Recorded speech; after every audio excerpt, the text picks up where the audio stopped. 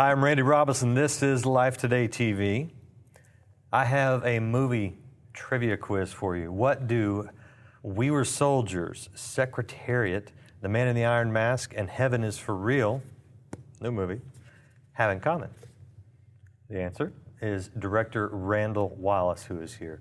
So good to have you here. Great to be here with you, Randy. Now, we're gonna get to this Heaven is Real in a minute, but I got not just a director, but I've got the writer from a lot of great movies, but Braveheart, okay? You wrote the screenplay for Braveheart. Yeah. Which pretty much makes you in the Hall of Fame of, movie writers category. Other than the obvious, William Wallace being the inspiration for the story, one question I've always wondered is, was it purposely a Christ story? Are you even aware of the parallels? I absolutely am, and people have said to me, you must have done a lot of research. What did you read? And I say the New Testament. Okay. But that occurred to me after I had written it, not before. I grew up in the church, Southern Baptist, going to church all the time, reading the Bible every day. And I take that seriously. There's nothing more serious for me. But I wasn't trying to write, sort of make a movie as a Trojan horse to tell the Jesus story. It was that story was about life at its most essential to me. It was about what makes life worth living. And the line, every man dies, not every man really lives, came from a reflection on Jesus. I had always thought about when Jesus was in the Garden of Gethsemane, and he knew that his disciples were going to abandon him. He knew that they didn't really understand who he was and what he had been saying, even after being with him for 3 years. I mean, the thought of that you're with Jesus of Nazareth for 3 years and you still don't really get it. Right. And he could have said, if he was thinking like a man, he could have thought, I shouldn't go and die now. I need to get out of here. I need to teach them more. They don't really get it. But he went and he died anyway because he refused not to tell the truth. And when I got to that point in William Wallace's life, and I thought, is this story going to be appropriate to end Braveheart with his execution? Why doesn't he just try to escape this? Why does he go down and risk his life knowing that he's got to trust people that have betrayed him before? And that line, every man dies, not every man really lives, is what came to me. And without my own faith, I never would have come to that line or that story. Now, how much of the story is legend? How much of it is proven fact? How does that lie? Winston Churchill said in a series of books he wrote called A History of the English-Speaking People that the stories of William Wallace can't be proven, but they have inspired the Scots for hundreds and hundreds of years. And they are cloaked in legend. There's very little about him that can be proven. And yet, the things that I wrote, imagining, no one knows what William Wallace's words were on the battlefield to inspire his troops, but we know he said something because those men stood outnumbered 3 or 4 to 1, and they fought. And I thought, what would I want to hear if I were one of them? Or what would I want to say if I were him? What would keep me on the battlefield? And that's the way I go about telling the story. What gives me goosebumps? That's very interesting because history is vague. That put a lot of the onus of the story, and at least in the film, reflection of it, on you. Right. So, in a way, Braveheart is as much you as it is William Wallace. Randy, I tell you, that's quite an observation. Mel Gibson and I were sitting in a restaurant in London before the filming began, and I felt strange in that I had written the story before I ever thought of him being in it. And essentially, I and a couple of people who had worked with me on it had cast Mel in it, but he was casting everyone else. And I felt in a way the way my father felt on my sister's wedding day when he looked at me and said, you know, she's got another shoulder to cry on now. I felt this young man is going to make decisions about this story that is mine. Yeah. And he knew I was feeling that. And he said, I tell you, Randy, it's like this. Writers write, directors direct, and actors act from their essence as human beings. And I'm going to cast people who are, in their essence, the roles that I want them to play. And he said, this story is you. It's big-hearted. It's out there. It's you.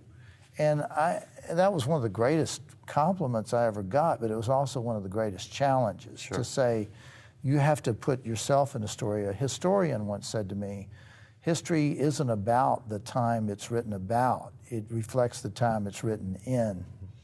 And we always see history. And of course, we want to try to be objective. We want to do our best to do that. But we're always seeing through our own prejudiced eyes. Sure. How did Mel do? Oh, I have to say honestly, he took that story and he amplified it through his own heart. And had it been anyone else, it would not have been the movie that it became, because he believed in that. Other actors, other directors, I think, would have said, he can't die at the end. Sure. But Mel Gibson is a devout Christian. He is a true believer, and he understands the power of the sacrifice that is about. There's something greater. Life is greater than the survival of this physical body. If you didn't understand that, you would not understand Braveheart. I think that's one of the reasons it speaks to people. Now you mentioned Mel and his faith, and I've heard this from other people that know him. Why does he go off the rails so much? Do you know? Do you keep in touch with him? Yes, and I'll tell you, my sense of it is very much this, that he is a true believer. His heart is absolutely fantastic and pure, and he has freely spoken about it, that alcohol is not his friend. He's helped many people who have aware of some of them. Yeah. The problem, and when we've been on the movie sets, he is always looking for an opportunity to help others, and that's one of his ways of service. Another thing, and this is just my personal feeling, we will say to a child, use your words. And he puts his frustrations, his anger, his fear, his confusions, he processes them through his words. But that's what he's doing. The people who know him don't know him as a hater, or as he is the opposite of that. It's a thing where he would articulate a feeling that isn't what he believes. It's a passing thought, like a genius actor might do. There's an observing. He's processing his thing. But another way he processes is in prayer. I've been with him, and I don't want to talk too much about him because he's a personal friend. But I've been with him when he has said to people in private, "Please forgive me. I was angry with you. I said something I did not mean to say. I didn't mean it. Please forgive me." And I haven't known many people who are big enough to say that anytime. So for me, what we need to do is pray for him and with him. Absolutely, and really, let him know that he's got a lot of friends in the Christian community, because that's almost what we see such a gifted person, someone that we appreciate and love from a distance in our own way, and then we see something that confuses us. Right. And we go, wow, what's going on? Because he's the kind of guy we want to embrace and encourage and lift up. Yes. And so just let him know he's got a lot of friends in the Christian community, a lot of people that respect him and love him, and whatever he does, even if he goes off on another rant, we still want to love him and pray for him and be there to lift him up. So Right. and that would be true for any of the people in Hollywood that go through stuff. Let's talk about Heaven is for Real. And man, in my book, you're like batting 1,000 because everything you've directed has been just really, really good. And I'm a little biased. Studied film, used to write for a newspaper. I was a film critic, one of those awful, filthy film critics for a while. But I appreciate the screenplay. I appreciate the directing. And then you get into the acting, and then you get into things like score, because I love music. But your directing has been so incredibly solid in all these films. Tell me a little bit about Heaven is for Real and what you were trying to achieve going into that from a director's standpoint. Heaven is for Real presented some unique challenges. It's the story of a 4-year-old boy who has a near-death experience and then starts to speak with great confidence, certainty, and innocence about what heaven is like. And the first thing I thought about this was, am I going to have the courage to try to portray heaven and give us a glimpse of what he experienced there? What is this story? What is his story going to be?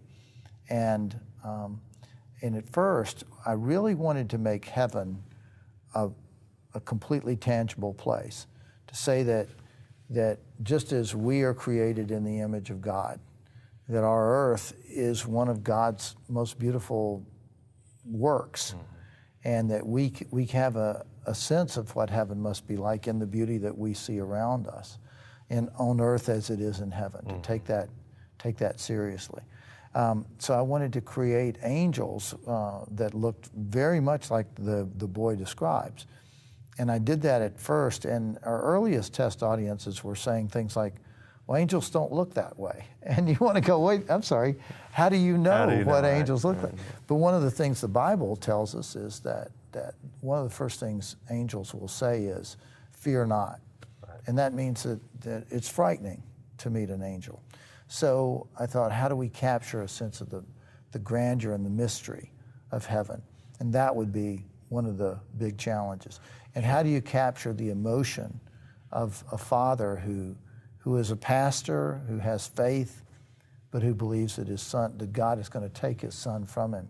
And how does he deal with the emotions, the fear, the anger of all of that? Yeah. And what is the mystery at the heart of the story? What really happened? Yeah, and you maintain that through. You must have made some changes since your original screenings, because the angels that I saw were vague. Yes. And I actually appreciated that, because even heaven was kind of vague, because we don't know everything. Right. And so you didn't presume too much, in my opinion, which I liked. Yes.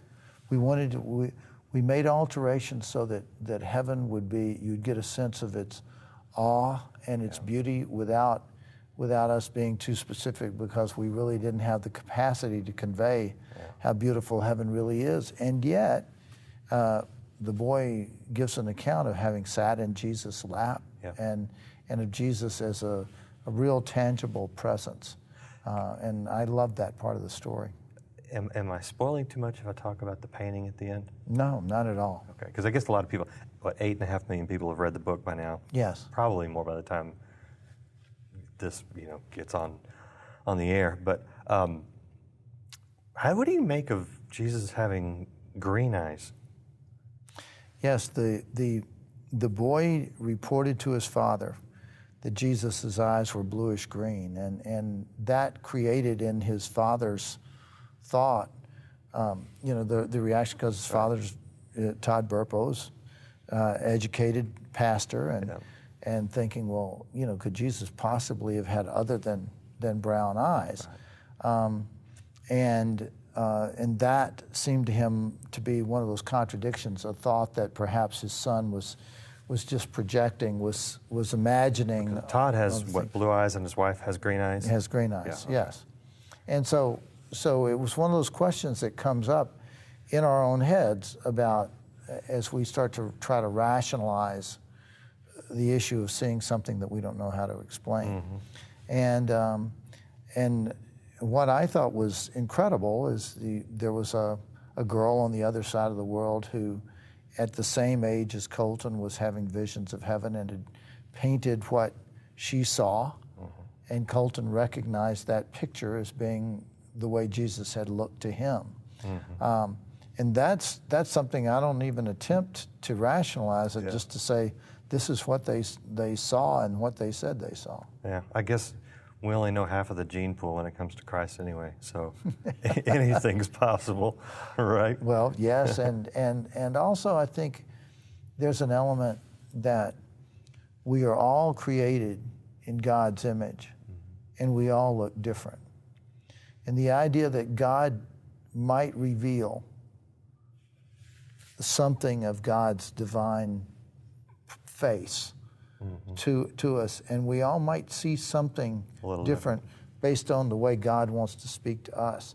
Now, I know I have fellow Christians who believe, no, there must be just one single thing. Yeah, there was one incarnation in Christ, so it would make sense that he would be identifiable in a single way. Yes. But, yeah, I don't know. Yes. I don't care. and that was the thing to me. To me, it was that issue of did he see, but that Jesus is an incarnation. Jesus is a person. I love the parts of the Bible where Thomas says, unless I put my fingers into the holes, and that would be one thing, but for Jesus to appear to Thomas and say, put your hands into the holes, feel this. This is real. I'm with you on that. Last question, and this is for all those aspiring, especially Christian, but any filmmaker really, but especially the Christians who, we all suffer through the bad Christian movies. We all love it when a good movie that reflects our faith accurately comes out, and this one absolutely does. What would you say to those younger, the next generation of Heaven is for Real directors? I tell people, my own sons, for example, and the students that I get to encounter from time to time, that you have to tell a story that speaks to you.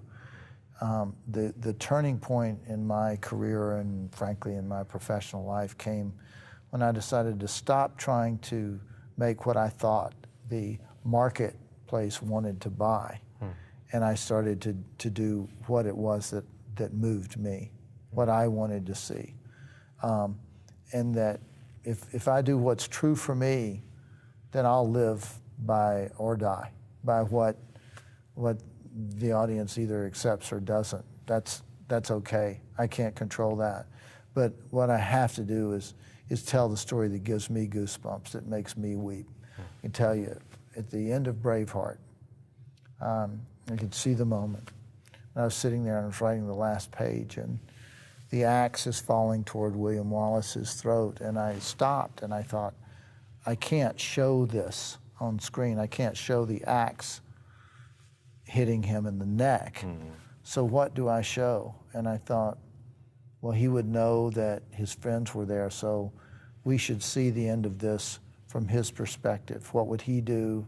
He would look toward his friends to see their faces, because that would comfort him in his last moments. And I wrote, in the last moments of his life, William Wallace turns and his eyes search for his friends. And it was not until that instant that I knew that his wife, the woman he loved, was there with them, and I wept. And it's in trusting those moments that I think that you find the kind of story that surprises you. If it doesn't surprise you, it won't surprise anyone. We'll leave it at that. I appreciate the insight, appreciate the time. Be sure you see Heaven is for Real, and if you haven't seen his other films, go see anything that he's written or directed. You can't go wrong. Thanks again for sitting down.